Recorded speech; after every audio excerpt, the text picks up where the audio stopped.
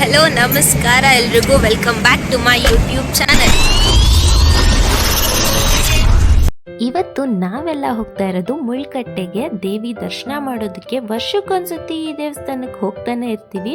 ನಾವು ರೀಚ್ ಆಗೋ ಅಷ್ಟರಲ್ಲಿ ಲೇಟ್ ಆಗೋಗುತ್ತೆ, ಅಲ್ಲಿವರೆಗೂ ಹಸ್ಕೊಂಡಿರೋಕ್ಕಾಗಲ್ಲ ಅಂತ ಹೇಳಿ ಆನ್ ದ ವೇ ಹೋಗ್ಬೇಕಾದ್ರೆ ಟಿಫನ್ ಮಾಡ್ಕೊಂಡ್ವಿ.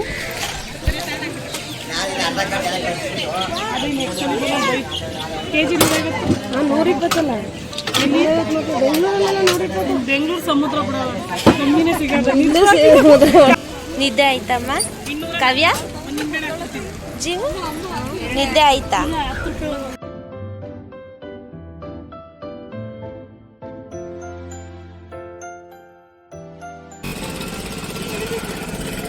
ಜೀವನ್ ಏನ್ ಬೇಕು?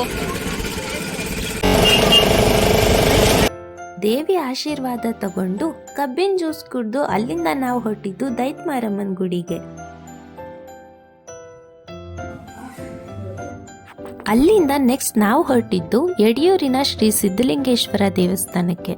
ನಾವು ಯಾವಾಗ ಈ ದೇವಸ್ಥಾನಕ್ಕೆ ಹೋದ್ರೂ ಕೂಡ ಸಿಕ್ಕಾಪಟ್ಟೆ ಜನ ಇರ್ತಾ ಇದ್ರು, ಆದರೆ ಇದೇ ಫಸ್ಟ್ ಟೈಮ್ ಅನ್ಸುತ್ತೆ ಕಮ್ಮಿ ಜನ ಇದ್ರು.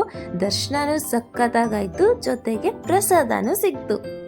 ನಮ್ಮಮ್ಮ ಏನಾದರೂ ತಗೊಳ್ಳೋಣ ಅಂತ ನೋಡ್ತಾ ಇದ್ರು, ಆದರೆ ಇವ್ರ ರೇಟ್ ಎಲ್ಲ ಆಕಾಶದ ಎತ್ತರಕ್ಕೆ ಏರಿಸ್ಬಿಟ್ಟಿದ್ದಾರೆ. ಇದನ್ನೆಲ್ಲ ನೋಡ್ತಾ ಇದ್ರೆ ನಮ್ ಬೆಂಗಳೂರಲ್ಲೇ ಆರಾಮಾಗಿ ಜೀವನ ಮಾಡ್ಬೋದು ಅನ್ಸುತ್ತೆ. ಏನಂತೀರಾ?